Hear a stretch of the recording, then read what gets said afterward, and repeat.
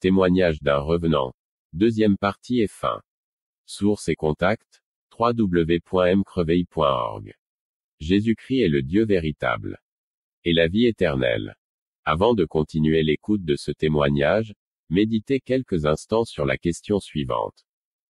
Où passerez-vous votre éternité? Au ciel. Ou en enfer? L'enfer est réel, et il est éternel. Pensez-y.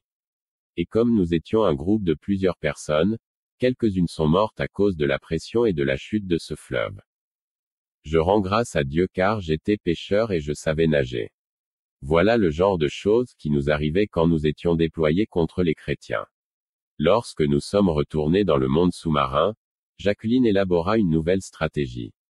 Elle nous dit, au lieu d'attaquer toute la famille, nous allons attaquer les membres de cette famille individuellement. Alors nous avons donc sélectionné la première cible.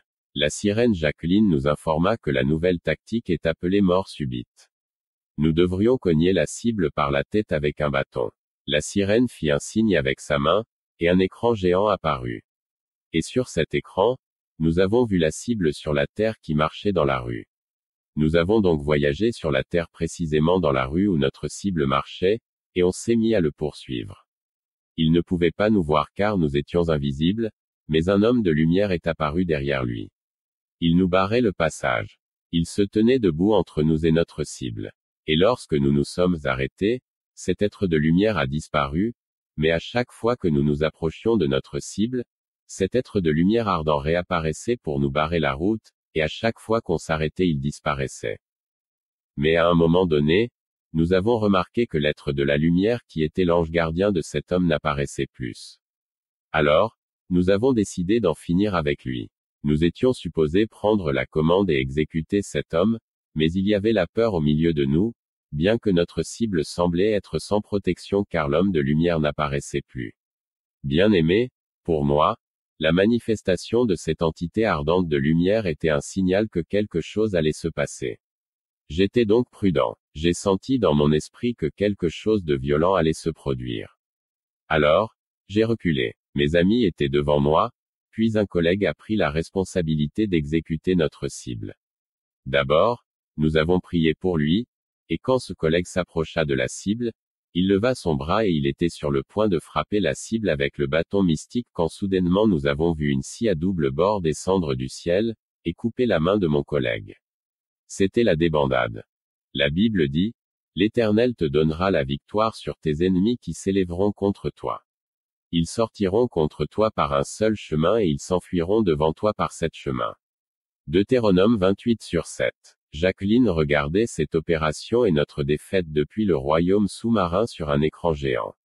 Et quand nous sommes rentrés dans le monde des eaux pour lui donner le rapport, j'étais extrêmement en colère et je me suis mis à l'insulteur. Je lui ai dit, vous nous envoyez dans ces opérations afin de nous tuer. Mes collègues se mirent à me supplier et à pleurer, me priant d'arrêter ce que je faisais. Ils m'ont dit, si tu continues elle va finir par nous tuer tous.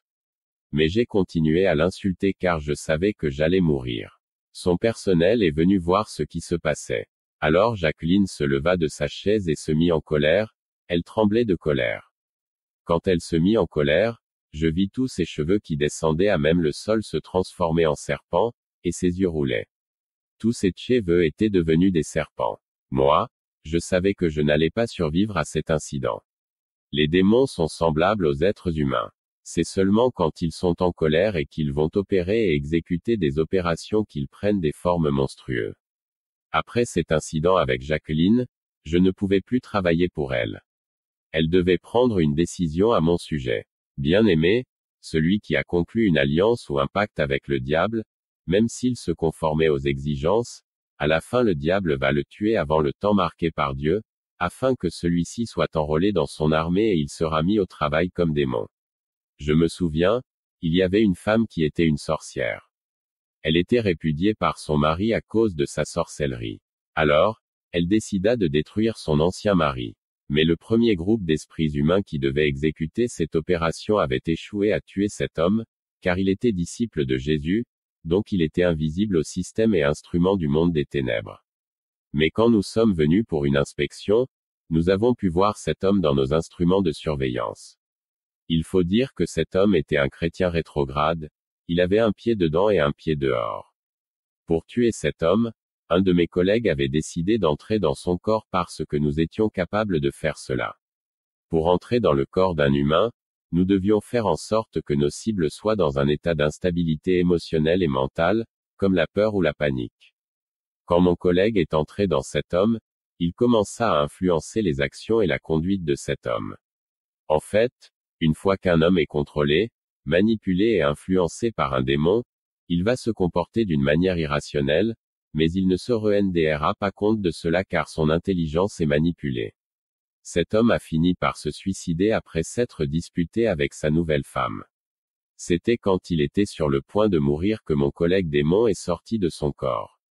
C'est en ce moment que cet homme se rendit compte de ce qu'il a fait, mais il était trop tard. Quand un esprit maléfique influence quelqu'un, il ne le réalise que quand le dommage est fait.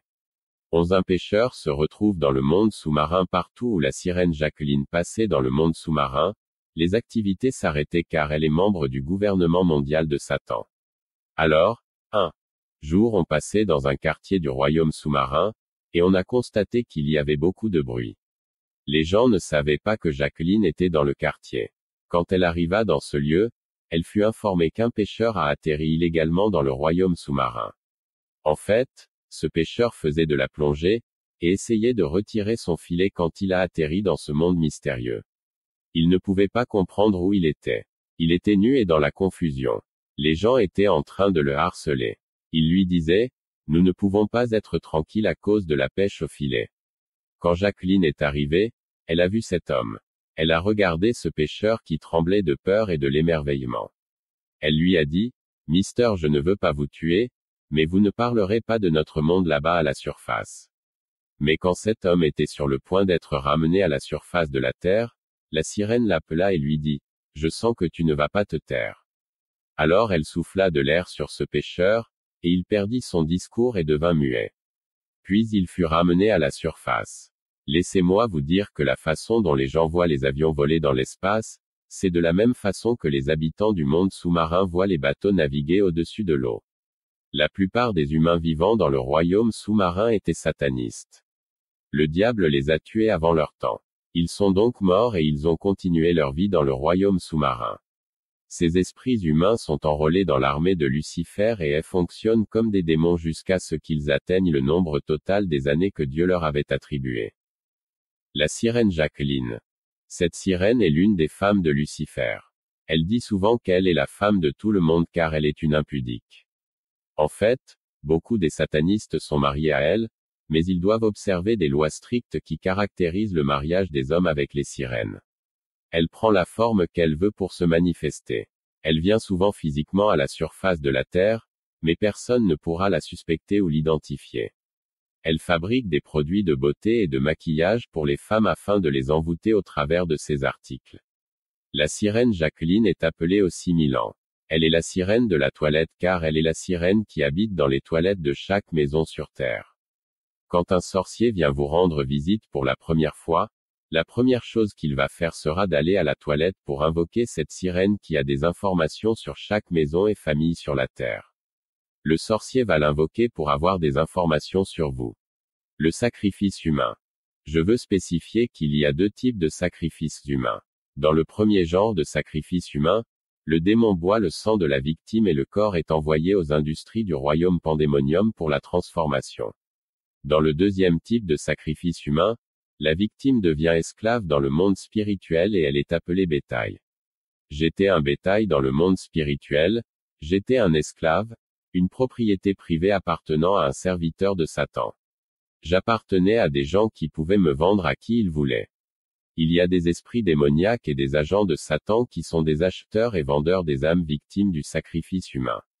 Ils vendent des âmes humaines qui sont considérées comme des bétails ou des bovins, et quand ces esclaves, ces bétails ou bovins meurent, leurs corps sont expédiés dans les industries alimentaires du monde de pandémonium pour subir des transformations. Une fois que ces corps sont transformés, ils sont mis dans des boîtes de conserve et envoyés à la surface de la terre. Aujourd'hui, même les chrétiens ne prient pas avant de manger, bien que la Bible dit « Faites en tout temps par l'Esprit toutes sortes de prières et de supplications, veillez à cela avec une entière persévérance et priez pour tous les saints. Éphésiens 6h18. Il ne faut pas oublier que la plupart des aliments que nous mangeons aujourd'hui proviennent du royaume de Lucifer. Le monde de Satan est plein d'esclaves, de bétail ou d'esprits humains fonctionnant comme des démons. Ils causent des accidents, des maladies et des destructions à la surface de la terre. La Bible dit que quand il n'y a pas de révélation, le peuple est sans frein. J'ai récemment vu un pasteur introduire un musicien profane dans son église, en disant que le musicien est un serviteur de Dieu. J'ai eu du mal à regarder cela parce que ce musicien est un membre du gouvernement mondial de Satan. Il est l'un des 2 représentants du diable dans notre pays. Cette célébrité a le pouvoir de sacrifier n'importe quel homme de n'importe quelle tribu ou de n'importe quelle nationalité. À chaque fois que ce musicien lance des albums au marché, les gens meurent en grand nombre de par le monde. Ils meurent graduellement de façon différée, dans des lieux séparés géographiquement, les uns par la maladie, les autres par les accidents, dans des circonstances différentes. Chaque fois que vous entendez parler d'un accident dans leur concert, c'est un sacrifice humain. Et pendant cet accident on nous envoyait et nous étions déployés par le monde de l'eau pour étouffer et asphyxier les victimes. Souvenez-vous de ce qui se passa en Côte d'Ivoire pendant leur concert. Laissez-moi vous dire que la plupart des musiciens sont des satanistes, y compris les musiciens chrétiens. Le diable est entré dans la musique chrétienne. Il y a des gens qui chantent le nom de Jésus, mais ils ont signé des pactes avec le diable et leur musique envoûte les chrétiens qui l'écoutent. D'où la nécessité de discerner ceux qui sont animés du Saint-Esprit et ceux du diable. Cas du jeune garçon orphelin. Je me souviens qu'un jour la sirène nous avait déployés sur la terre pour capturer un jeune garçon. Il était orphelin. Quand ses parents étaient vivants, ils avaient signé un pacte avec le monde de ténèbres afin d'acquérir le succès et la richesse. Mais selon les termes et les conditions de cette alliance, leur progéniture était supposée mourir tout dans un âge bien précis. Au fil des ans, ils se sont enrichis avec les biens de ce monde, mais leurs enfants mouraient à tour de rôle dans l'âge prédéterminé dans le pacte qu'ils avaient signé avec le monde de Pandémonium. Et lorsqu'ils sont devenus matures, ils ont pris de l'âge, ils ont remarqué qu'ils se sont enrichis mais qu'ils avaient perdu tous les enfants. Ils étaient donc sans enfants. Ils ont estimé que cette situation était tragique et qu'ils risquaient de mourir sans avoir un héritier qui va jouir et bénéficier de leur richesse après leur mort. Ils ont donc décidé d'une façon délibérée d'avoir un enfant qu'ils ne vont pas sacrifier. Ils étaient prêts à aller à l'encontre des termes et des conditions du contrat qu'ils ont signé avec le monde sous-marin. Ils se sont mis d'accord de ne pas sacrifier leur fils comme il est stipulé dans le pacte signé avec le monde de Satan.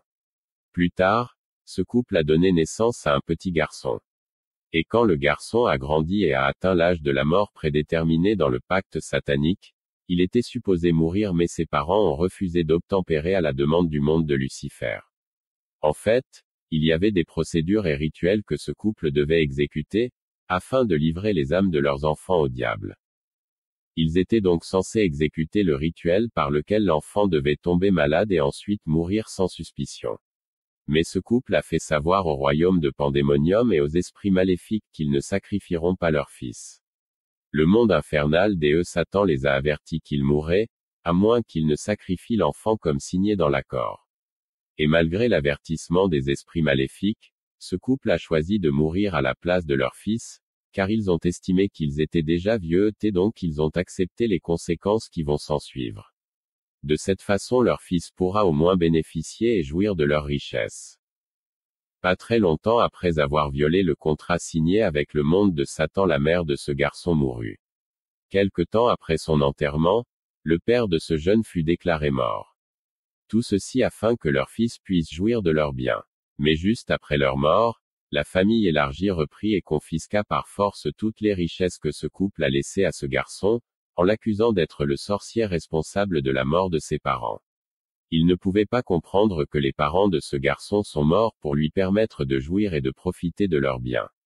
Quelque temps après avoir confisqué ses biens maudits, la famille jeta ce garçon dans la rue après avoir pris tout ce que ses parents lui ont laissé, et ce garçon a fini par devenir sans abri. Mais après que cette famille eut pris le contrôle de tous ses biens, quelque chose arriva.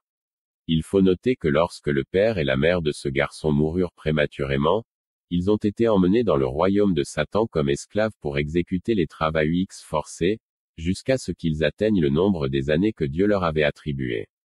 Ce n'est qu'après cela qu'ils pourront se retrouver dans le séjour des morts. Ils ont donc continué la vie dans le monde sous-marin comme des esclaves faisant des travaux forcés.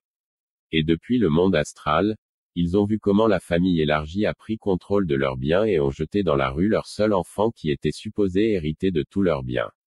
À vrai dire, après leur mort cet homme et sa femme sont devenus des esclaves et des esprits servant au service du royaume de Satan. En tant qu'esprits humains, quand ils ont vu leur fils dépouillé et jeté dans la rue, ils ont commencé à frapper les membres de la famille élargie qui se sont accaparés leurs biens par la force. En conséquence, il y a eu des morts dans la famille. La plupart des personnes qui entrent en alliance et signent des contrats avec le diable, meurent prématurément. Le diable les tue afin que leur âme soit inscrite dans son armée. Ils travailleront pour le monde infernal et fonctionneront comme démons missionnaires sur la terre et dans le monde astral, jusqu'à ce qu'ils atteignent le nombre d'années que Dieu leur avait alloué. Quand ce garçon fut jeté dans la rue et qu'il était devenu sans abri, Dieu merci une église locale a remarqué sa situation et lui est venu en aide. Les hommes de Dieu ont pris la responsabilité de ce garçon. Ils lui ont fourni une place pour dormir et ils l'ont envoyé à l'école. Pendant ce temps ses parents faisaient les travaux forcés dans le monde sous-marin où ils étaient des esclaves. Un jour, ce couple qui est devenu esclave dans le monde de Satan fut convoqué par les autorités juridiques du royaume des ténèbres, dans le monde de Pandémonium. Une fois arrivés chez les autorités, ces dernières leur ont dit ceci. Il est vrai que nous avons interrompu votre vie sur la terre parce que vous n'avez pas gardé les termes et les conditions de l'alliance que nous avons signée ensemble.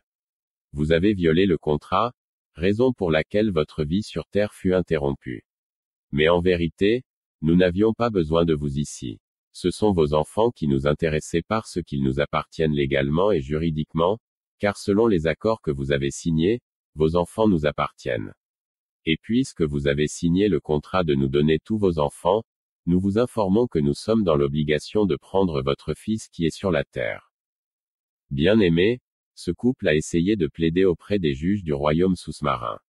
Ils ont essayé de constituer une défense légale et plaider pour leur fils, en avançant des arguments selon lesquels ils ont accepté de mourir à la place de leur fils, mais les autorités judiciaires du royaume sous-marin étaient catégoriques car le pacte signé par ce couple était toujours en vigueur, il n'était pas annulé et donc leur fils devait mourir sur la terre et les rejoindre dans le monde des eaux.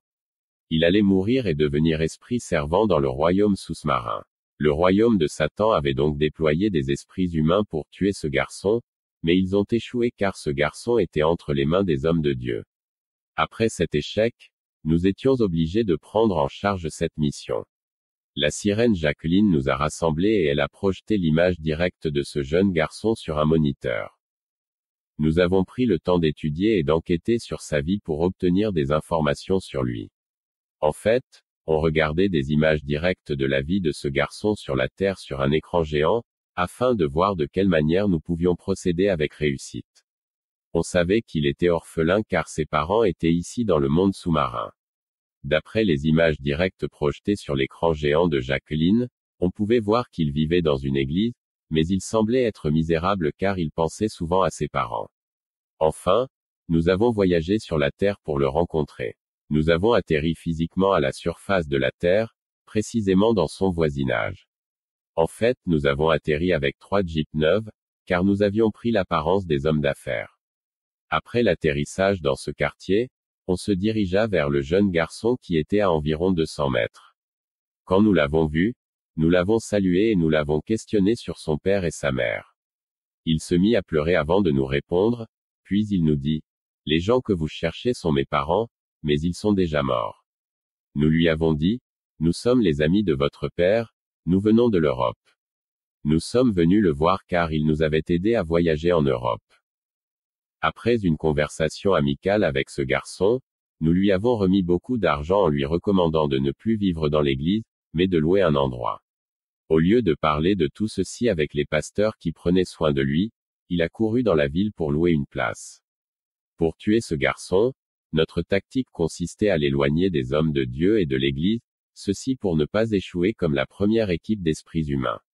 J'aimerais signaler que pendant que nous étions en train de nous entretenir avec ce garçon, nous avons dû placer des barrières invisibles dans un périmètre donné, de sorte que les gens ne passaient plus dans cet endroit.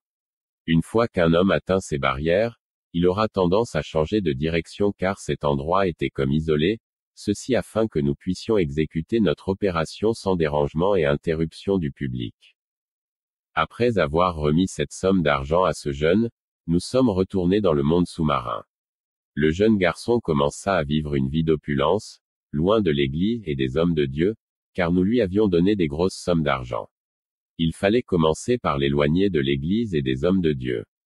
Vous pouvez me poser la question de savoir d'où venaient ces jeeps et cette somme d'argent. En réalité, je n'étais même pas bien habillé, j'étais en culotte noire comme d'habitude, mais je me suis déguisé. Les voitures Jeep que nous avons garées étaient juste des boîtes de sardines vides déjà utilisées que nous avons prises dans une poubelle. Nous leur avons commandé de se transformer en voitures. Ces boîtes de sardines étaient perçues comme des voitures par les hommes naturels, mais en réalité c'était autre chose. Ici nous avons affaire à la manipulation des 5 sens, c'est l'illusion. Les yeux optiques des hommes naturels percevaient ces boîtes de sardines comme des voitures grâce à la manipulation optique. Beaucoup de voitures dans la rue sont des cercueils et des squelettes, mais elles sont perçues par les yeux humains comme des voitures.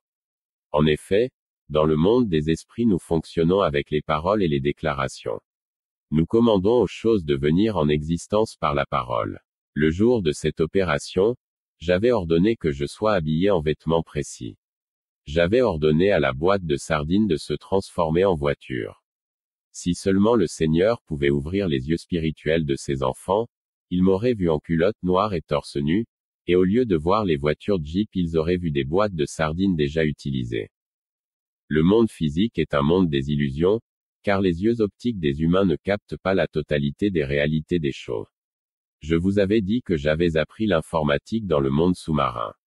Laissez-moi vous informer que le plus grand savant dans le monde sous-marin c'est Lucifer, c'est lui qui est à la base des nouvelles technologies.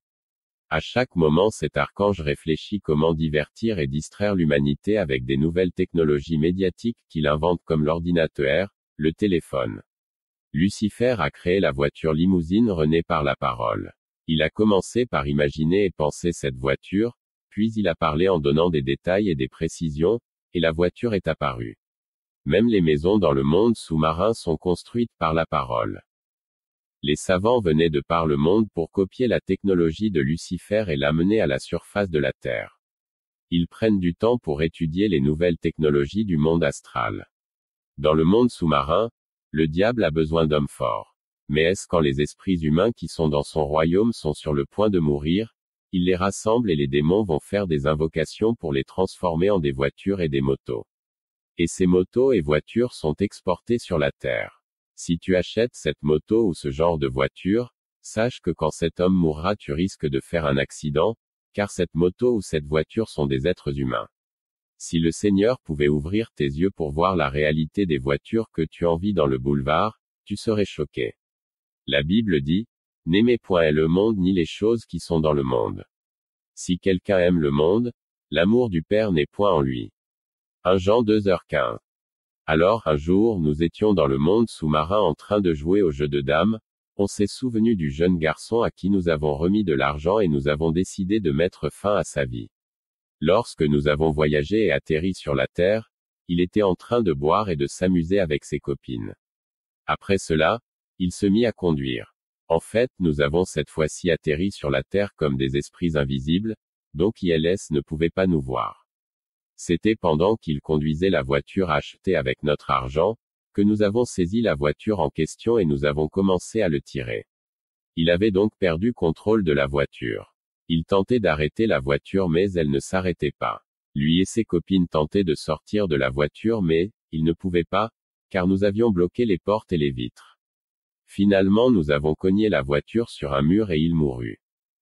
Pendant ses funérailles, les gens disaient qu'il doit avoir recouru à la magie car il était devenu très riche.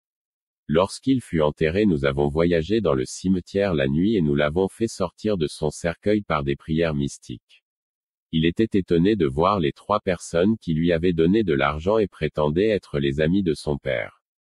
Plus tard nous avons pris des formes diaboliques devant ce jeune homme. On se transformait en des créatures monstrueuses, ayant des longs ongles et des dents pointues devant lui. Il ne pouvait pas comprendre ce qui se passait devant lui. Nous avons pris ce jeune garçon et nous l'avons emmené dans le monde astral sous l'eau. Ce jeune garçon a vu ses parents en train de faire des travaux forcés car ils étaient des esclaves là-bas. Tout ceci était pour lui comme un film et il était dépassé.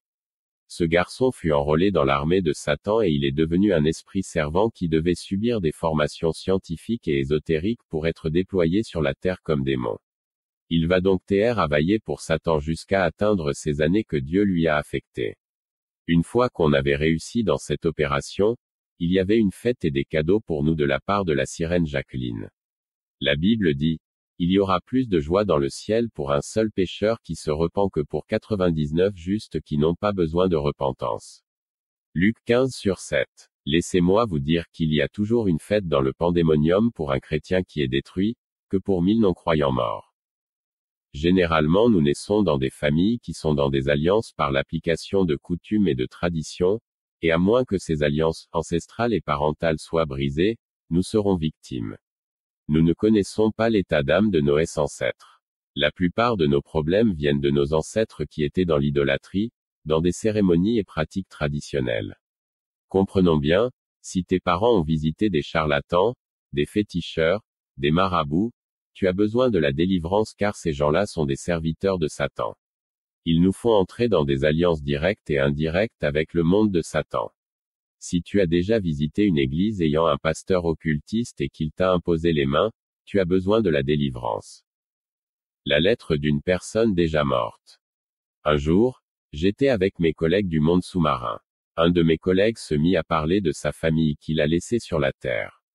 Il dit que quand il était mort, il avait laissé une femme et des enfants sur la terre et il a constaté que sa femme et ses enfants sont en train de souffrir. Il se sentait donc dans l'obligation de faire quelque chose pour eux, afin d'apaiser et soulager leur souffrance.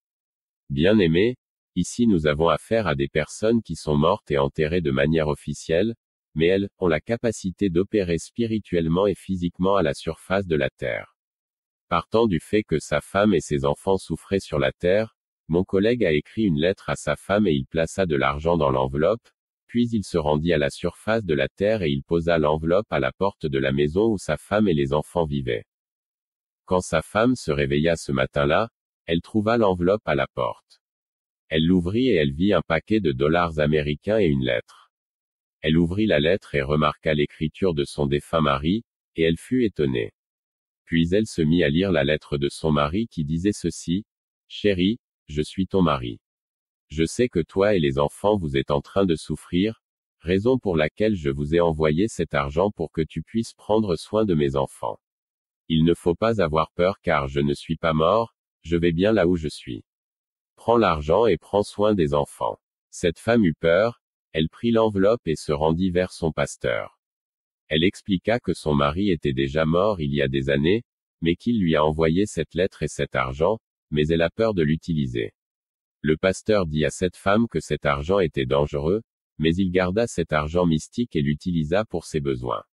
En fait, il a partagé cet argent avec d'autres pasteurs et ils les ont utilisés pour leurs besoins.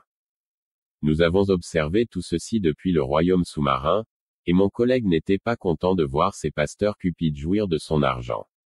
Quand il a vu que sa femme et ses enfants n'ont pas bénéficié de son argent, il a attaqué ses pasteurs par accident de circulation et ils sont tous morts dans un accident de voiture. J'avais participé à cette opération. Plus tard, mon ami a de nouveau voyagé à la surface de la terre avec une enveloppe qu'il déposa devant la porte de la maison de sa famille. Il a écrit à sa femme une autre lettre qui dit ceci, « Chérie, si tu ne veux pas utiliser mon argent, laisse mes enfants en profiter. Permets-moi de t'informer que je suis celui qui a tué ces pasteurs qui sont morts dans un accident de la circulation, parce qu'ils ont dépensé mon argent pour leurs besoins. » Pour une deuxième fois, cette femme a pris cette enveloppe contenant des notes d'argent chez un autre pasteur. Lorsque ce pasteur a lu la lettre, en particulier la partie où elle parle de la mort des pasteurs par accident, il a eu peur. Il ne voulait pas garder ou même toucher cet argent. La dame est retournée à la maison avec l'argent qu'elle a utilisé pour prendre soin des enfants, et rien de mauvais ne leur est arrivé. Alors c'était devenu une habitude pour mon collègue de déposer une enveloppe et de l'argent pour sa femme et ses enfants chaque semaine. L'implication était que cette femme ne pouvait pas se marier, car son mari qui était mort s'occupait d'elle. Ceux qui ont essayé de s'unir avec cette femme en mariage étaient en train de mourir. La sirène Jacqueline décida de se débarrasser de moi. Les diverses missions que Jacqueline nous confiait devenaient de plus en plus dangereuses, et à chaque fois qu'on rencontrait des chrétiens on était en danger, alors que Jacqueline nous avait assuré qu'aucune force dans l'univers ne pouvait nous défier. Comme je me sentais en danger, je commençais à manquer du respect à la sirène. Par conséquent, elle décida de se débarrasser de moi. Le fait qu'elle avait décidé de ne pas me tuer était un miracle. Plus tard, elle a ordonné à son personnel de trouver une solution sur mon sort. Son personnel a donc contacté mon cousin l'occultiste. Ils lui ont dit, « Monsieur, la princesse vous demande de trouver une autre personne pour remplacer votre frère qui cause des problèmes ici. » Mon cousin leur a dit, « La meilleure chose que vous pouvez faire est de l'exécuter. S'il meurt, moi je prends la responsabilité de vous fournir une autre personne. » Mais le personnel de la sirène lui a répondu que l'ordre de la princesse ce n'est pas de me tuer, mais de me remplacer par une autre personne. Mon cousin voulait que je sois exécuté parce que tous les membres de la famille qui l'offraient comme sacrifice humain, je retournais leur âme dans leur corps sur la terre. Ils ne pouvaient plus sacrifier les membres de notre famille. Il y avait donc un débat entre le personnel de la sirène et mon cousin. Le personnel de la sirène proposait de me rendre fou et me jeter dans un quartier sur la terre où je ne suis pas connu. Mais mon cousin était opposé à cette idée, affirmant que la famille et les amis peuvent me reconnaître et cela sera préjudiciable pour lui. Donc il n'y avait pas d'accord sur ce qu'il fallait faire. Alors que cette réunion se poursuivait, un homme d'affaires qui habite sur la terre est venu voir Jacqueline. Cet homme est un entrepreneur. Il achète des victimes du sacrifice humain. Il achète les âmes dans le marché des esclaves du monde astral. Et comme il possède de nombreuses plantations dans notre pays, il place ces âmes esclaves qu'il achète dans le monde invisible dans ses plantations sur TRRE, afin qu'elles travaillent pour lui comme esclaves et cultivateurs dans ses plantations. Cet homme est bien connu dans notre pays, nous le voyons à la télévision tout le temps, et si je citais son nom les gens vont le reconnaître. Il a de grandes entreprises dans le domaine de l'agriculture. Il a un champ de maïs, un champ de manioc, de pommes de terre, du riz, du soja, des haricots, mais les gens qui travaillent dans ces plantations sont officiellement morts. Ces gens sont des âmes qu'il a achetées dans différents marchés d'esclaves dans le monde astral. Il fournit plusieurs supermarchés avec des produits agricoles comme le maïs, le riz et les haricots. En fait, cet homme est venu voir la sirène parce qu'il voulait acheter des âmes humaines pour les mettre dans sa plantation. Et ce jour-là cet homme a acheté 37 esclaves, c'est-à-dire des personnes victimes de la sorcellerie. Ce fut en ce moment-là, quand il était sur le point de retourner sur la terre avec les esclaves qu'il avait achetés, que la sirène lui demanda de m'emmener avec lui. Cet homme m'a pris comme bonus, et il me transporta sur terre dans sa vaste plantation. Les esclaves et les revenants dans la plantation. Lorsque nous sommes arrivés dans cette plantation, nous étions choqués par la taille des gens qui travaillaient là-bas. Ils étaient très courts, je veux dire moins d'1 mètre. Pendant que nous étions dans l'étonnement, un des esclaves nous dit, « Vous vous étonnez de nos tailles.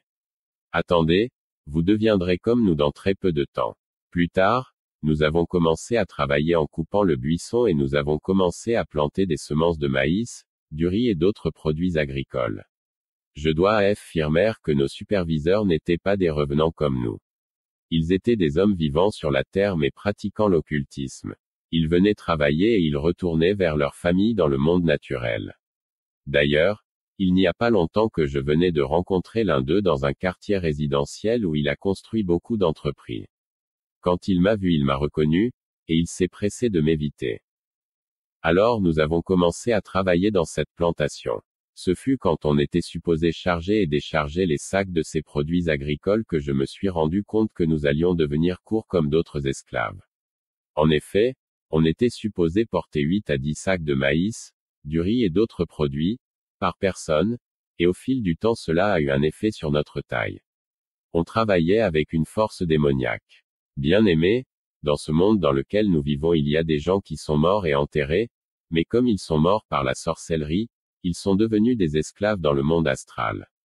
Ils sont devenus des propriétés appartenant à leurs bourreaux qui peuvent les vendre dans l'industrie florissante de l'esclavage qui bat son plein dans le monde astral des sorciers. Beaucoup d'hommes et femmes qui sont morts officiellement sont vendus et achetés comme des esclaves, et sont transportés dans des plantations. Il y a des plantations de par le monde dont les travailleurs sont des revenants, car dans le monde de la sorcellerie l'esclavagisme est une industrie florissante. Il y a des marchés et des places de vente d'esclaves répandus dans le monde. Lorsque nous devions commencer à travailler dans cette plantation, nous avons remarqué que les esclaves travaillaient avec une force surnaturelle, une force démoniaque car un esclave pouvait transporter 7 à 8 sacs de riz ou de haricots. Cela fut rendu possible par des invocations des occultistes qui géraient ces plantations. Ils faisaient des invocations afin que la force physique des esclaves soit augmentée. Ces esclaves pouvaient transporter plusieurs sacs des produits agricoles à des milliers de kilomètres dans la forêt, jusqu'à atteindre les villages où étaient les véhicules devant les transporter dans des lieux de livraison. Quand j'ai commencé à travailler, j'étais étonné de constater que le sac de manioc et de riz qui était lourd quand j'étais vivant, était devenu léger. Je pouvais transporter 6 à 8 sacs de soja ou de pommes de terre. J'aimerais souligner que tous les esclaves travaillant dans ces champs travaillaient non seulement avec une force démoniaque surnaturelle, mais ils se déplaçaient à une très grande vitesse des esprits, ils se mouvaient comme des esprits. On pouvait parcourir 10 000 kilomètres en quelques minutes et revenir. On pouvait parcourir un trajet de plusieurs kilomètres, allant de la forêt où se trouvaient des plantations jusqu'au village où nous étions supposés charger des camions et revenir dans 2 minutes. J'étais supposé transporter un nombre spécifique de sacs des produits agricoles dans une durée déterminée. Et comme j'avais la force démoniaque et la vitesse des esprits, je parcourais des milliers de kilomètres et je faisais des allers et retours avec ces sacs dans des courtes durées. Ces plantations étaient profondément à l'intérieur de la forêt et quand on atteignait les villages des chargements, nous étions vus par les villageois comme des porteurs normaux. Ils ne pouvaient pas suspecter que nous étions des revenants qui travaillaient comme des esclaves dans des champs de plantation à l'intérieur de la forêt. C'était après les premières récoltes et le chargement des camions que nous sommes devenus courts comme les esclaves que nous avions trouvés dans ces plantations. En travaillant dans ces plantations, on voyait souvent des chasseurs mais, ils ne pouvaient nous voir. Il y avait d'autres cultivateurs qui venaient aussi dans la forêt pour cultiver, et comme ils ne voyaient pas notre plantation, ils détruisaient nos produits sans le savoir. Ils ne pouvaient pas voir nos plantations qu'ils piétinaient et donc parfois ils causaient des dégâts. Les forêts cachent beaucoup de mystères et il y a des esprits qui sont actifs dans les forêts. Souvent les chefs coutumiers des villages avoisinants interdisaient les chasseurs et les cultivateurs de pénétrer dans notre zone dans la forêt, en les prévenant des activités des esprits. Ils ne pouvaient pas leur dire toute la vérité. Ils connaissaient l'existence de plantations mystiques dans la forêt, et les esclaves et les revenants qui y travaillaient, mais ils ne pouvaient pas le dire aux villageois. Il était interdit aux chasseurs et autres de s'attarder dans la forêt. Il y avait un chasseur qui travaillait dans la forêt pour attraper les animaux. Il ne nous voyait pas, mais on voyait comment il installait des pièges et on l'aidait en poussant des animaux dans ces pièges. Plus tard il a voulu s'installer dans la forêt pour quelque temps, mais il s'est mis à couper les arbres sans savoir qu'il coupait et détruisait nos produits agricoles. Ceci a causé la colère parmi les esclaves cultivateurs. Ils ont résolu de le tuer. Un esclave est entré dans son corps et l'a poussé à la mort. Les esclaves qui travaillaient dans ce champ tuaient les personnes qui venaient les déranger. C'est comme ça qu'un papa qui venait pour l'huile de palme était mort par accident causé par un esclave qui coupa la corde par laquelle il grimpait le palmier. La forêt est un endroit où sont actifs les démons. Les funérailles de mon père. Quand j'étais dans le monde sous-marin travaillant pour la sirène Jacqueline, mon cousin avait sacrifié un nombre de personnes qui étaient les membres de notre famille, mais je retournais leurs âmes dans leur corps. Il ne pouvait plus sacrifier des membres de la famille car je combattais et je défendais la famille. Mais lorsque j'ai été emmené dans cette plantation, je ne pouvais plus me battre pour la famille dans le monde invisible. Dans le monde sous-marin chez Madame Jacqueline j'étais privilégié, mais dans cette plantation je n'étais qu'un esclave. Par conséquent mon cousin profita de cette opportunité et se mit à sacrifier des membres de ma famille. Dans une seule année il avait tué 6 personnes dans la famille, y compris mon père. Lors de la mort de mon père, Je fus autorisé par le gérant de la plantation qui était le propriétaire des esclaves, à aller assister aux funérailles de mon père. Je suis allé physiquement participer aux funérailles de mon père en assumant une fausse identité. Il ne pouvait pas me reconnaître car j'ai prétendu être un ami de mon père. Je suis allé dans ces funérailles accompagné de quelques collègues et esclaves qui travaillaient dans la plantation avec moi. Nous y sommes allés physiquement en assumant des apparences de gens inconnus. Nous avons prétendu être les amis de mon père et nous avons dépensé beaucoup d'argent dans ces funérailles. Personne ne pouvait me reconnaître, et plus tard quand je suis retourné à la vie miraculeusement, j'ai raconté à la famille en détail comment les funérailles s'étaient passées. Ils étaient étonnés et dépassés, car je leur ai fait savoir que j'étais présent à ces funérailles en leur donnant tous les détails des funérailles. Mon retour à la vie normale sur Terre. Après quelque temps la vie continua dans cette plantation, mais à certains moments on a remarqué que nos chefs vivaient une vie normale sur la Terre, je veux dire qu'ils n'étaient pas morts comme nous mais vivants, car ils venaient au travail et retournaient dans le monde. Mais pour retourner dans le monde ils devaient manger un genre de nourriture. Dans la cantine la nourriture était préparée pour deux groupes, le groupe des esclaves et le groupe des hommes normaux qui venaient au travail et retournaient dans le monde naturel. Ces gens étaient des occultistes qui entraient dans notre dimension astrale et retournaient sur la Terre. Mais pour retourner chez eux, ces hommes qui étaient nos chefs n'avaient qu'à manger leur genre de nourriture. Un jour j'ai des sombres idées par curiosité de manger la nourriture de nos chefs qui étaient tous des occultistes. Ils nous avaient interdit de manger de leur nourriture. Ils nous avaient prévenu que nous allions mourir si nous mangions de leur nourriture. En fait, dans leur nourriture ils mettaient du sel qui leur permettait de quitter cette dimension astrale. Quand j'ai décidé de manger cette nourriture, mes collègues se sont opposés en me disant que j'allais mourir. Je leur ai dit, mieux vaut mourir que vivre comme esclave avec ses souffrances. Après ce débat, ils se sont alignés avec moi et dès que nous avons mangé ce que nos chefs mangeaient, quelque chose se passa. Dès le moment où la nourriture entra dans mon estomac, j'ai eu l'impression que j'étais sous l'eau et je fus soudain éjecté de l'eau par une force. J'ai senti comme si j'avais les oreilles bouchées qui venaient d'être débouchées, et j'ai eu l'impression que les écailles étaient tombées de mes yeux. J'ai vu le soleil et la lumière du jour après 3 années dans l'horreur et le crépuscule. En fait, en tant qu'esclaves nous étions dans une situation où on ne voyait pas le soleil ou la lumière du jour. Tout était sombre, comme si notre perception de la réalité était altérée, rétrogradée et voilée. On a commencé à entendre le cri des oiseaux AUX, l'air et le vent soufflaient sur nous. Nous avons réalisé que nous étions dans une grande forêt, chacun de nous commença à réaliser ce qu'il était devenu puisque notre conscience était revenue à nous. Quand je me suis regardé, j'ai réalisé la taille que j'avais et j'ai eu peur. Quand j'ai regardé mes collègues, leur taille et leur apparence m'ont fait peur. Et quand mes collègues se regardaient l'un l'autre, ils étaient remplis de terreur. Par conséquent, tout le monde se mit à fuir dans sa direction. On avait beaucoup de cheveux et des barbes. Imaginez quelqu'un qui ne se rase pas les cheveux et les barbes pendant 3 années successives. Et j'ai remarqué que ma peau était remplie de beaucoup de couches de saleté, car je ne l'avais pas lavé pendant 3 ans, depuis que j'étais mort. Donc, ce fut lorsque nous avons mangé de la nourriture contenant du sel que nous avons disparu de la dimension astrale et nous avons atterri dans cette forêt sur la Terre. Je me suis mis à déambuler dans cette forêt qui était la forêt équatoriale. Après avoir marché 3 jours sans voir qui que ce soit et sans manger, j'étais fatigué, je me suis reposé près d'un arbre. Je pouvais entendre les bruits de singes. Puis à un certain moment j'ai entendu des gens au loin qui dialoguaient. Ces gens étaient des chasseurs. Comme ma tête était baissée avec beaucoup de cheveux que je n'avais pas pu raser, ils m'ont pris pour un animal. Ils étaient sur le point de tirer sur moi lorsque je soulevai la tête, et quand je me suis levé ils ont eu peur et se sont mis à fuir en criant, « Démon !» Et ils utilisaient le nom de Jésus-Christ contre moi.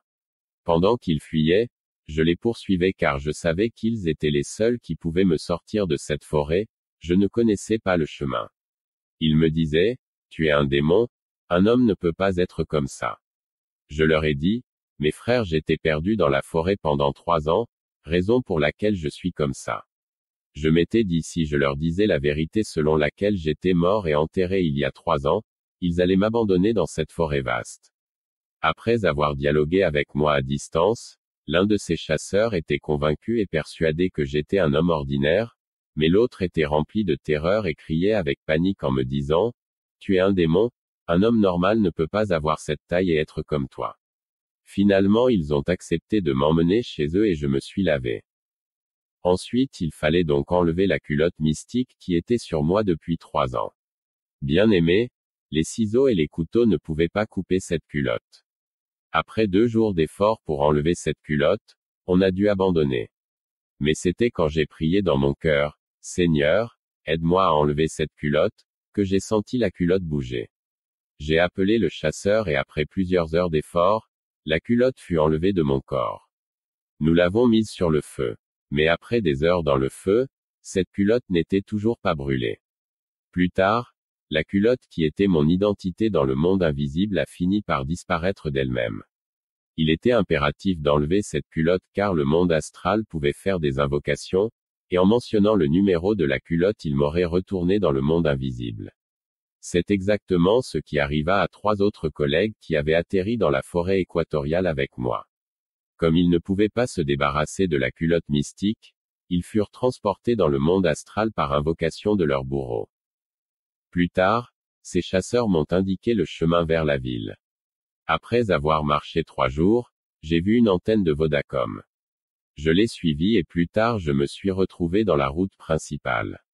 Mon impression était que je voyais les gens mais c'est comme s'ils ne me voyaient pas. Puis j'ai vu un homme qui était de haute taille.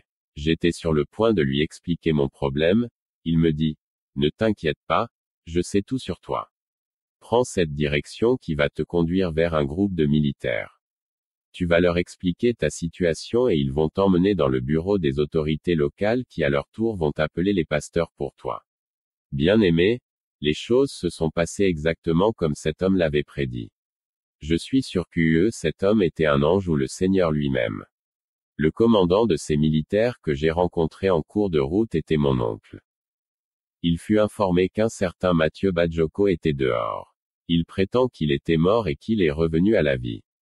Quand mon oncle eut entendu cela, il répliqua d'un ton sérieux et dit, « Ce nom de Mathieu Bajoko est celui de mon neveu qui est mort il y a 3 ans. » Mon oncle ordonna que l'individu qui prétend être Mathieu Bajoko soit emmené à l'intérieur de son bureau.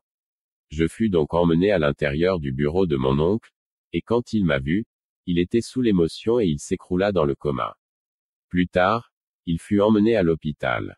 Alors, les militaires m'ont transféré aux autorités locales. Ces derniers ont lancé une enquête pour déterminer qui j'étais. Après quelque temps, ils ont découvert que ma famille vivait dans la province orientale qui est la province avoisinante. Ils ont contacté ma famille par téléphone et ces derniers ont confirmé qu'ils avaient un fils au nom de Mathieu Bajoko qui est mort il y a 3 ans. Le dossier du revenant. Plus tard, la nouvelle a atteint le gouverneur qui est venu me visiter. Les gens venaient de par la ville pour me voir. Lorsque le gouverneur informa le gouvernement central du pays, il fut instruit de m'arrêter et de mener une investigation afin de venir à bout de ce mystère. Cette investigation fut dénommée le dossier du revenant. Après mon arrestation, les autorités m'ont révélé que toute la région était en ébullition à cause de moi.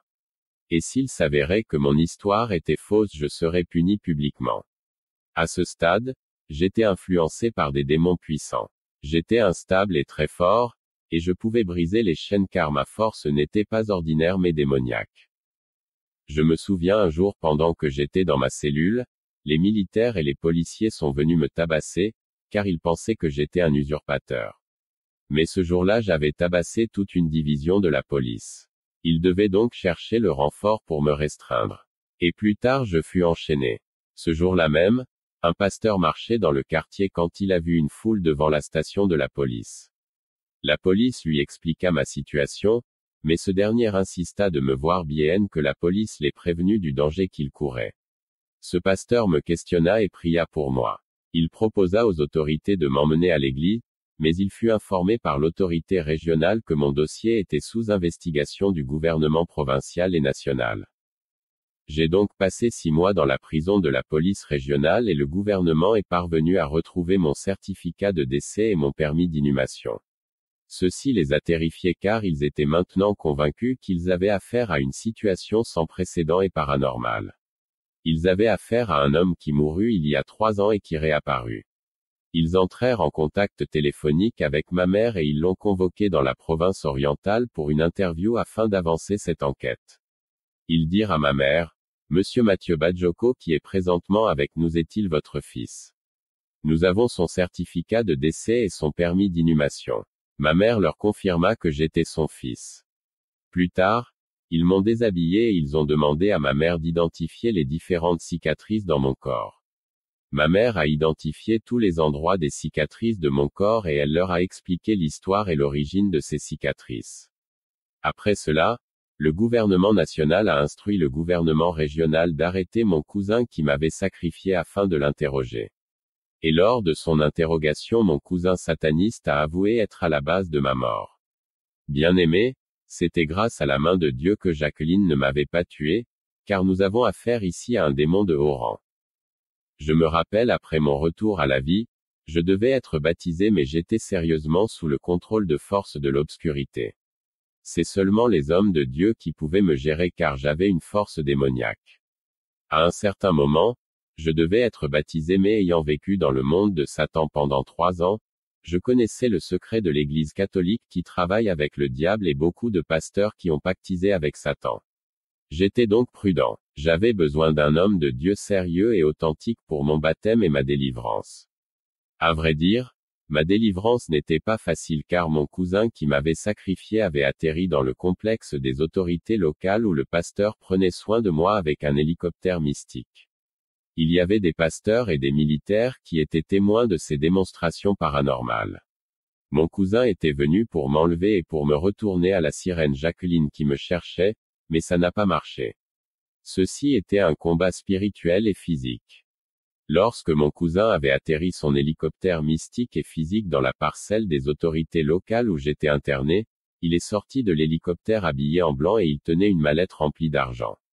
Il entra dans le local des autorités officielles où étaient les pasteurs et leur demanda, « Qu'est-ce que la famille de Mathieu va vous donner pour vos efforts?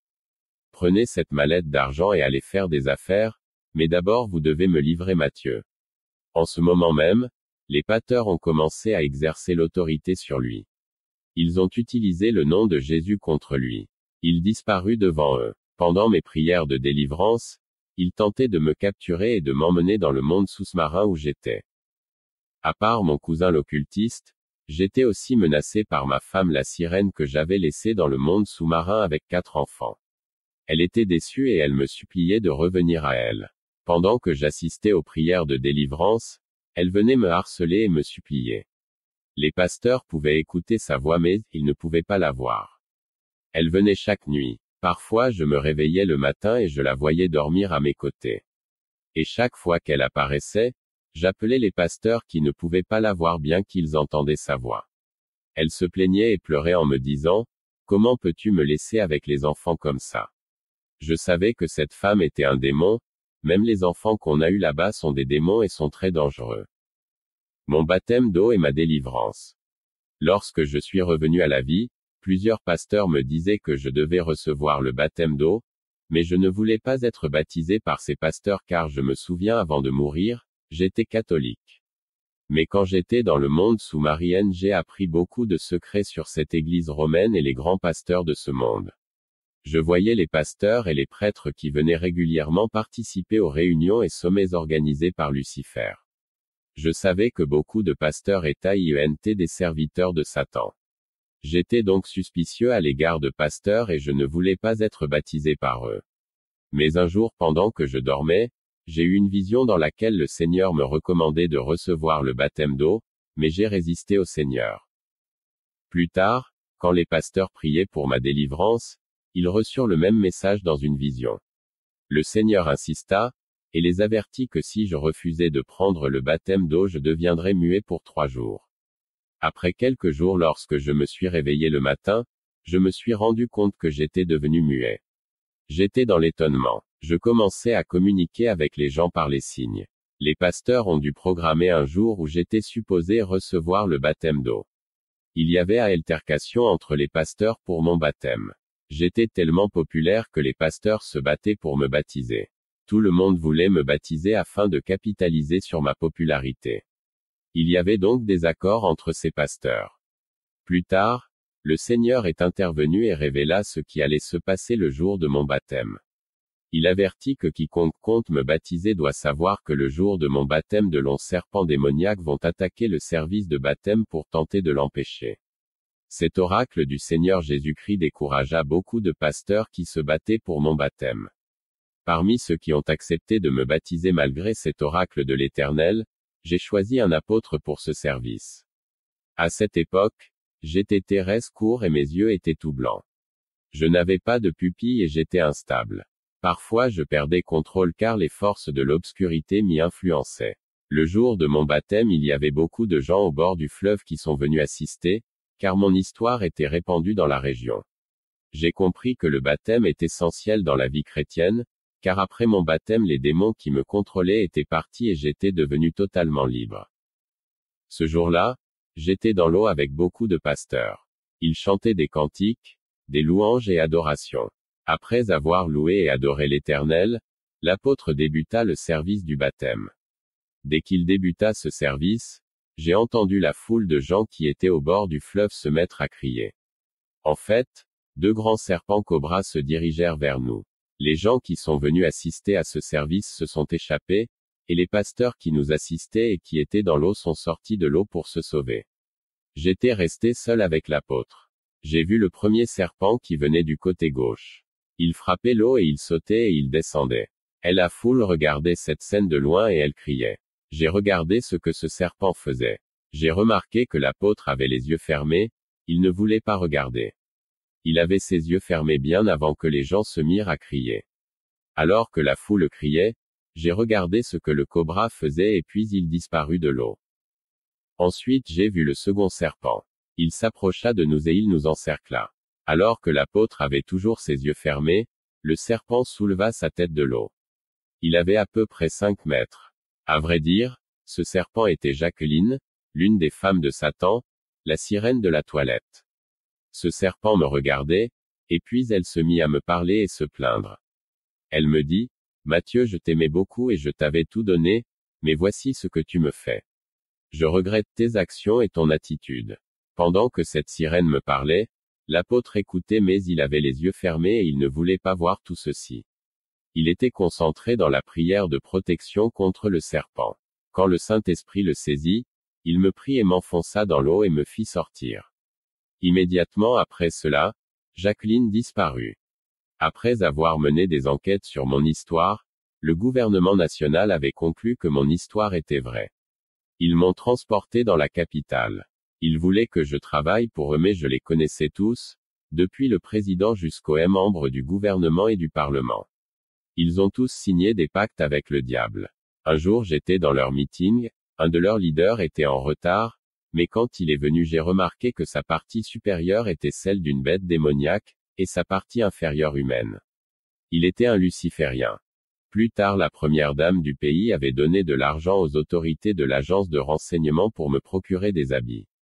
Nous étions dans un supermarché en train de faire des courses, mais le monsieur qui vendait dans ce supermarché n'était pas un homme ordinaire, mais un revenant qui était déjà mort. Quand cet homme m'a vu, il a paniqué parce qu'il savait que je connaissais son identité. Dès qu'il a remarqué que je connaissais son identité, il a disparu du milieu de ses travailleurs. C'était la terreur parmi les travailleurs. La nouvelle se répandit sur ceci, mais les agents du service de renseignement n'étaient pas contents car ils étaient tous dans l'occultisme. Fin du témoignage. Leçon à tirer. L'enseignement qui suit est un ensemble de leçons que nous pouvons tirer du témoignage que vous venez d'écouter, et un appel à la repentance que nous vous lançons. Le fabuleux récit que vous venez d'entendre est assez clair. Mais pour ceux qui malgré tout auront quelques doutes, toutes les autres preuves matérielles telles l'attestation de décès, le permis d'inhumation, le procès verbal établi par les officiers d'état civil lors de sa réapparition, et les différentes photos du malade, du décédé, et de l'enterrement, sont disponibles. Vous les trouverez dans une petite vidéo de 6 minutes 18 secondes publiée sur le site www.mcreveil.org, sous le titre Revenant. Maintenant qu'il est démontré que ce témoignage est vrai, et que ce fait inédit fera dorénavant partie de notre quotidien, il y a lieu pour nous, en hommes réfléchis, d'en tirer des leçons. Commençons cette partie leçon à tirer par un examen de ce que dit la Bible.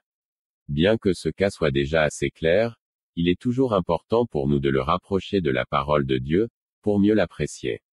Cherchez à savoir ce qui est dit au sujet de la mort, du séjour des morts, et de la résurrection des morts, et voir s'il y a quelques exemples de ce genre de cas dans la Bible, nous sera très utile dans le genre de combat que nous mènerons dorénavant. Notre foi devrait en être affermie. La Bible d'un bout à l'autre ne nous parle que de la vie éternelle. Voyant les gens mourir autour de nous chaque jour, et sachant qu'il nous est aussi appelé à mourir un jour ou l'autre, l'on peut se demander comment est-ce que la Bible peut parler d'une vie éternelle. Si Dieu dans sa parole nous parle de la vie éternelle alors que nous sommes supposés mourir, c'est parce qu'il sait que la mort physique sur la terre n'est qu'un passage vers une vie bien plus longue que celle que nous vivons sur terre. La mort et la résurrection ne sont donc plus des vains mots, mais plutôt la réalité qui attend chaque être humain. Sachez donc, chers frères et chers amis, que la vie éternelle vous attend, et vous serez incapables de l'éviter. Après la vie sur terre, une autre vie nous attend. Que vous serviez Dieu ou que vous serviez Satan, une autre vie vous attend. Que vous donniez votre âme à Jésus-Christ en l'acceptant comme votre Seigneur et votre Sauveur personnel, ou que vous vendiez votre âme plutôt à Lucifer, en signant des pactes abominables avec le monde occulte et les sectes sataniques telles la franc-maçonnerie, la Rose-Croix et autres loges ésotériques, pour avoir la gloire, le pouvoir, la puissance, la renommée, et les richesses sur la terre, une autre vie vous attend. Et cette vie-là, sera éternelle. La notion de la mort et de la résurrection, qu'elle soit une résurrection passagère ou définitive, est donc bien enseignée dans la Bible. À l'exception de ceux qui auront le privilège d'être enlevés conformément à la promesse de Dieu dans 1 Thessaloniciens 4h13-18, chaque individu sur la terre mourra, et ressuscitera. Ce fait est établi, et nul ne peut rien contre cela. La Bible dit dans Jean 11h25-26, Jésus lui dit, « Je suis la résurrection et la vie. Celui qui croit en moi vivra, quand même il serait mort, et quiconque vit et croit en moi ne mourra jamais. » Crois-tu cela? Le Seigneur annonce ainsi clairement la notion de la mort, de la résurrection, et de la vie éternelle. Jean 5h28-29 nous dit, « Ne vous étonnez pas de cela, car l'heure vient où tous ceux qui sont dans les sépulcres entendront sa voix, et en sortiront. Ceux qui auront fait le bien ressusciteront pour la vie, mais ceux qui auront fait le mal ressusciteront pour le jugement. » La résurrection n'est donc pas une chose réservée aux quelques privilégiés, mais bien une chose qui attend chaque être humain. Quelques personnes auront la grâce de ne pas connaître la mort, mais de quitter la terre par l'enlèvement, comme nous le lisons dans 1 Thessaloniciens 4h13-18. Nous ne voulons pas, frères, que vous soyez dans l'ignorance au sujet de ceux qui dorment, afin que vous ne vous affligiez pas comme les autres qui n'ont point d'espérance. 14 car, si nous croyons que Jésus est mort et qu'il est ressuscité, croyons aussi que Dieu ramènera par Jésus et avec lui ceux qui sont morts. 15 Voici, en effet, ce que nous vous déclarons d'après la parole du Seigneur, nous les vivants, restés pour l'avènement du Seigneur, nous ne devancerons pas ceux qui sont morts.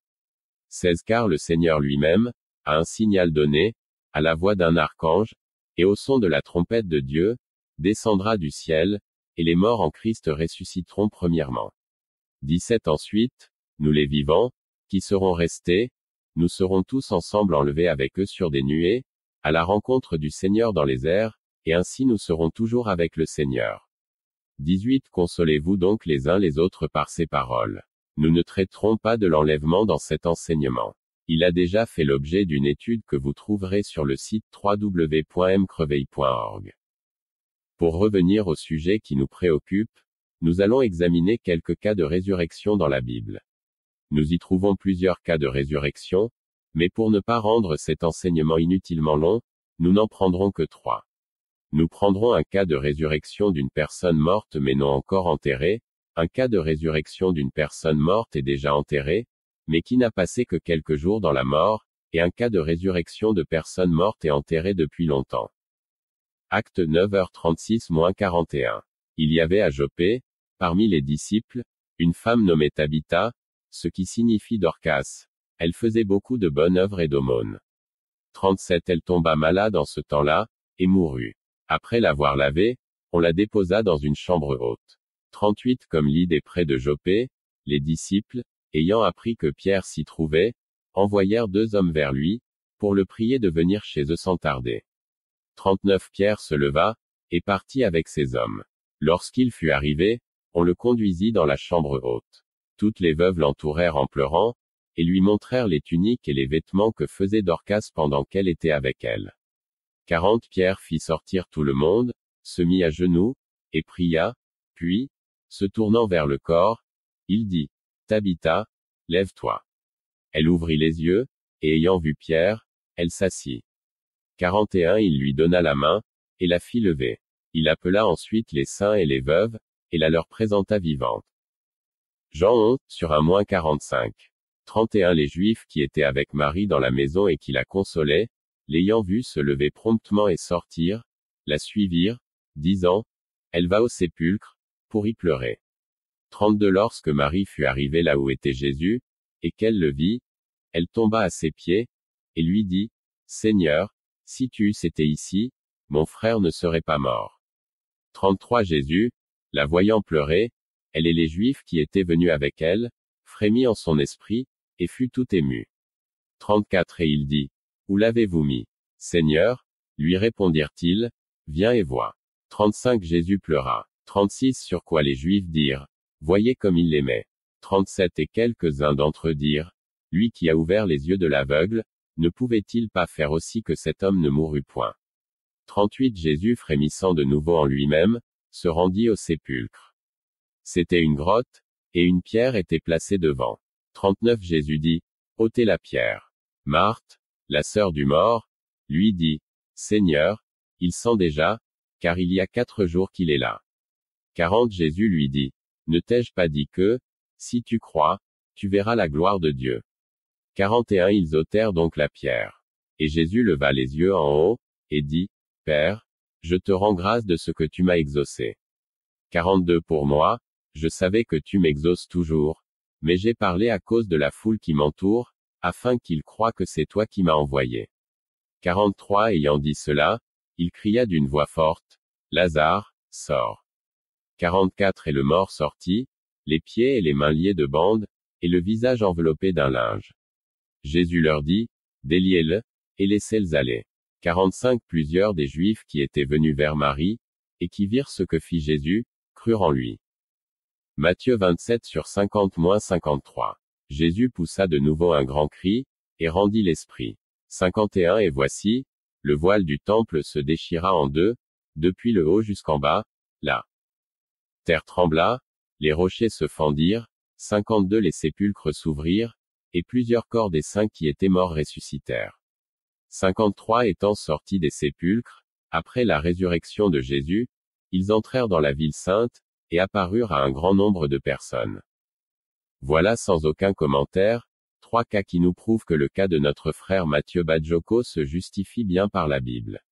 La résurrection des morts par Dieu est donc confirmée par la Bible, qu'il s'agisse de la résurrection d'une personne morte mais non encore enterrée, ou de la résurrection d'une personne morte et déjà enterrée, mais qui n'a passé que quelques jours dans la mort, ou de la résurrection de personnes mortes et enterrées depuis plusieurs mois ou même plusieurs années comme le cas du frère Matthieu que nous venons de lire. Maintenant, bien-aimés, tirons-en des leçons. Combat spirituel. Les chrétiens avaient l'habitude de ne prier que pour les gens malades ou les gens morts non encore enterrés, et même là, ils le faisaient avec une certaine dose d'incrédulité et de timidité. Ils n'avaient jamais pensé qu'ils pouvaient se hasarder à prier avec foi et engagement pour la résurrection des personnes mortes et déjà enterrées. Si Dieu nous a donné ce cas, c'est pour nous ouvrir les yeux, et nous réveiller par rapport à cet autre aspect du combat spirituel qui nous était occulté jusqu'à ce jour. Réveillez-vous et lancez-vous dans le combat. La victoire appartient à l'Éternel. Pour qui devez-vous combattre? Vous devez combattre pour tous ceux, chrétiens ou non, qui sont morts avant le temps, et dont vous êtes convaincus qu'ils ont été fauchés par les sorciers. Vous allez peut-être vous demander si les chrétiens aussi peuvent être tués par les sorciers et les satanistes. La réponse est oui. C'est d'ailleurs ce qui se passe autour de nous chaque jour. Avec tout le combat que le monde de ténèbres mène contre nous, plusieurs chrétiens meurent victimes de cette guerre féroce qui nous oppose au camp de Satan qui englobe les démons en esprit, les démons en chair, et les autres satanistes et sorciers. Et ils sont tellement nombreux, et luttent contre les chrétiens seconde après seconde. Pour qui ne pas combattre du tout? Vous ne devez pas perdre la moindre minute pour prier ou combattre pour les sorciers qui ont été victimes de leurs propres incantations, et pour ceux qui ont volontairement signé des pactes avec Satan et dont ces pactes se sont retournés contre eux. Vous ne devez pas non plus perdre le temps pour ceux à qui vous avez bien prêché l'Évangile, et qui se sont entêtés malgré les nombreux avertissements et occasions de repentance que Dieu leur a accordés. Tous ceux qui ont eux-mêmes cherché la mort par leur extrême méchanceté ou par leur engagement auprès de Satan dans la sorcellerie et les sectes abominables, ne perdez pas le temps pour leur cas. Comment devez-vous combattre? Maintenant que vous savez que toutes ces personnes tuées par les sorciers sont en esclavage en train de souffrir atrocement, vous devez mener un combat engagé. Vous devez frapper avec force et violence tous les satanistes qui utilisent comme esclaves ceux pour qui vous priez. Vous devez couvrir l'esprit, l'âme et le corps de ceux pour qui vous priez par le sang de Jésus, et les délier de toutes les chaînes du monde de ténèbres dans lequel ils sont tenus captifs. Vous devez détruire toutes les incantations faites pour les maintenir dans le monde de Satan, et les affranchir au nom de Jésus-Christ le Dieu vivant.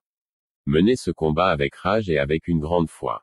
Menez ce combat sans relâche jusqu'à la victoire totale. Les satanistes ne sont pas aussi forts que vous le pensez. Ils ne sont forts que parce que le peuple de Dieu les laisse faire. Il est donc temps que le peuple de Dieu se réveille enfin, et mène un combat digne de ce nom. C'est pour cela que le Seigneur a choisi de mettre ce genre de témoignage à notre disposition. Sachez encore une fois de plus que plusieurs de ceux qui sont capturés par Satan et ses agents, peuvent être libérés. Il vous suffit de vous lancer dans le véritable combat spirituel, et de le mener comme il se doit, c'est-à-dire avec sérieux et détermination.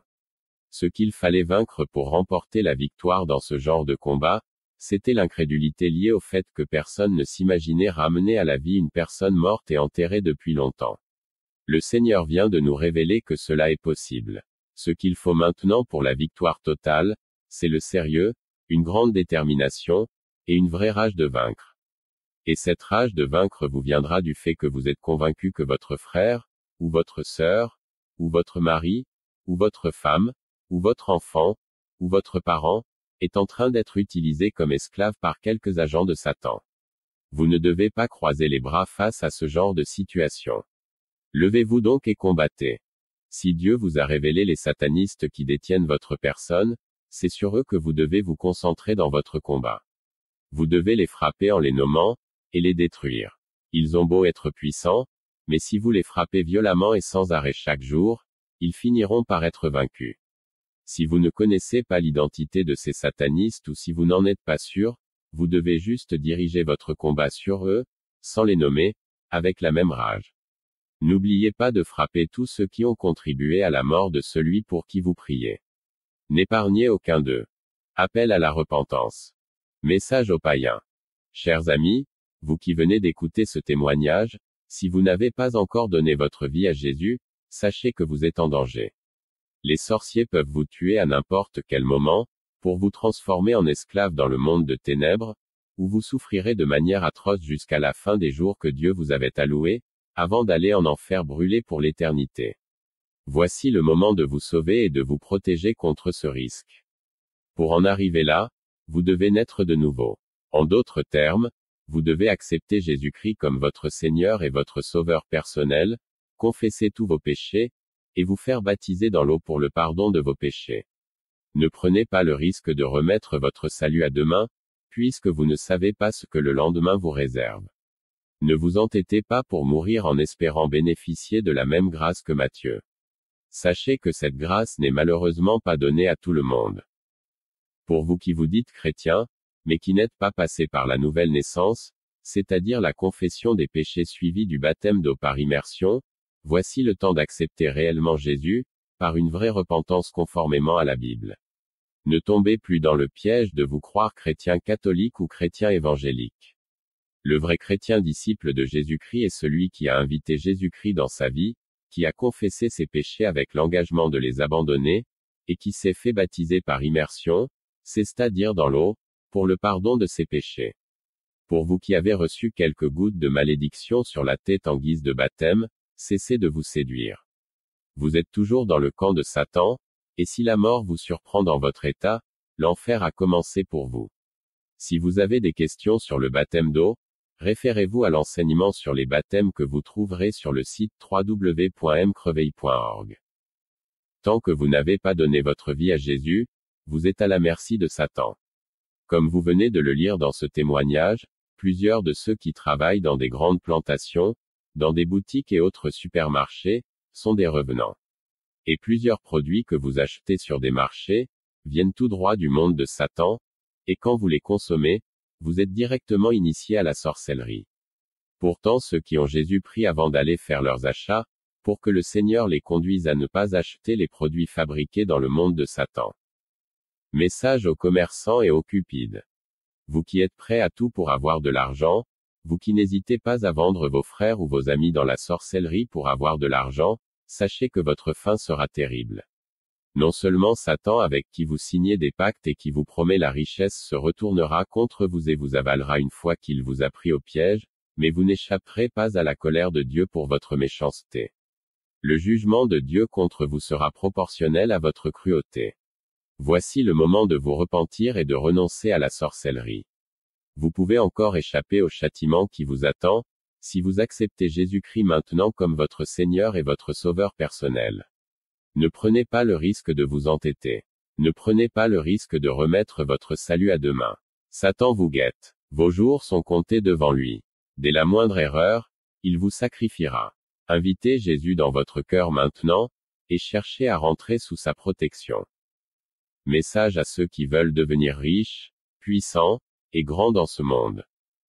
Vous qui voulez devenir riches, puissants, et grands dans ce monde, sachez que pour être grand, pour être puissant, pour être célèbre, pour être riche et influent dans ce monde, il faut absolument faire des pactes avec Satan, et se prosterner devant lui. La puissance et la gloire de la terre sont sous le contrôle de Satan, et c'est lui qui en donne à qui il veut, comme nous pouvons le lire dans Luc 4:5-7. Le diable, l'ayant élevé, lui montra en un instant tous les royaumes de la terre, si c'est lui dit, je te donnerai toute cette puissance, et la gloire de ces royaumes. Car elle m'a été donnée, et je la donne à qui je veux. Si donc tu te prosternes devant moi, elle sera toute à toi. Vous ne pouvez pas obtenir la gloire, la renommée, la puissance et la richesse de ce monde sans passer par Satan, et la seule condition pour y arriver est que vous lui vendiez votre âme, pour passer votre éternité avec lui en enfer. Avant de courir derrière la vanité de ce monde, sachez que c'est au prix de votre vie et de votre vie éternelle, que Satan vous offrira ce que vous lui demandez. Il ne vous donnera jamais rien pour rien. Le pacte que vous faites avec lui, vous le regretterez amèrement, et ceci dans les tout prochains jours. C'est l'enfer qui vous attend pour toute l'éternité. Voici le temps d'accepter Jésus-Christ pour passer votre éternité avec lui dans son royaume. Message aux vedettes et aux sportifs. Vous qui faites des pactes avec Lucifer pour être célèbre, pour avoir la gloire de ce monde, pour devenir riche et être honoré et respecté par tout le monde, sachez que le contrat que vous avez signé avec Satan se retournera un jour ou l'autre contre vous. Ce n'est qu'une question de temps. Satan vous prendra au piège, mettra brutalement fin à ce contrat, et vous finirez votre vie en simple esclave dans son monde, en attendant subir l'enfer pour l'éternité. Vous avez les exemples de certains de vos collègues qui ont déjà été tués par Satan, et qui sont actuellement en train de payer le prix de la confiance qu'ils avaient faite à Satan. Vous allez peut-être vous dire que vous allez tout faire pour ne pas commettre les erreurs qu'ils ont commises pour être tués par Satan. Vous vous trompez. Avec Satan, vous commettrez toujours des erreurs. Il sait comment vous tendre des pièges, et il sait toujours comment vous avoir. Si vous vous entêtez, vous le comprendrez dans les prochains jours. Retenez une fois pour toutes que Satan ne donne jamais rien pour rien. C'est votre vie qui va payer tout ce que vous recevez de lui. Saisissez cette occasion que Dieu vous accorde, pour fuir le monde infernal de Lucifer, et sauver votre vie, en cherchant refuge en Jésus-Christ. Message aux sorciers et autres satanistes. À vous tous qui êtes dans la sorcellerie, dans l'occultisme, et dans les sectes sataniques telles la franc-maçonnerie, la Rose-Croix et autres loges ésotériques, vous qui passez toutes vos nuits dans des cimetières, dans des réunions abominables dans le monde de Satan, sachez que votre fin sera triste. Lucifer que vous êtes pour le moment en train de servir, sait très bien que c'est l'enfer qui l'attend pour l'éternité. C'est un piège qu'il vous tend pour que vous subissiez le même sort que lui. Ne tombez pas dans son piège. Cessez de croire à son mensonge. Vous serez sans doute tenté de vous demander s'il ne se fait pas trop tard pour vous, ou s'il vous sera encore possible de vous affranchir du pacte signé avec Lucifer, et d'être pardonné après toutes les abominations dans lesquelles vous vous êtes lancé. La réponse est oui. Jésus-Christ est prêt à vous pardonner toutes vos fautes et tous vos crimes, peu importe leur gravité. Donnez-lui votre vie maintenant, et cherchez refuge en lui. Si vous voulez accepter Jésus-Christ comme votre Seigneur, votre Sauveur personnel et votre nouveau Maître, allez sur vos genoux et invitez-le sincèrement dans votre cœur. Il vous acceptera et vous conduira sur le chemin de votre totale délivrance. Sentez-vous aussi libre de nous contacter si vous avez besoin d'aide. Que la grâce soit avec tous ceux qui aiment notre Seigneur Jésus-Christ d'un amour inaltérable. Invitation. Chers frères et sœurs, si vous avez fui les fausses églises et voulez savoir ce que vous devez faire, voici les 2 solutions qui s'offrent à vous. 1. Voyez si autour de vous il y a quelques autres enfants de Dieu qui craignent Dieu et désirent vivre selon la saine doctrine. Si vous en trouvez, sentez-vous libre de vous joindre à eux. 2. Si vous n'en trouvez pas et désirez nous rejoindre, nos portes vous sont ouvertes. La seule chose que nous vous demanderons de faire, c'est de lire d'abord tous les enseignements que le Seigneur nous a donnés, et qui se trouvent sur notre site www.mcreveil.org, pour vous rassurer qu'ils sont conformes à la Bible. Si vous les trouvez conformes à la Bible, et êtes prêts à vous soumettre à Jésus-Christ, et à vivre selon les exigences de sa parole, nous vous accueillerons avec joie. Que la grâce du Seigneur Jésus soit avec vous. Source et contact, www.mcreveil.org.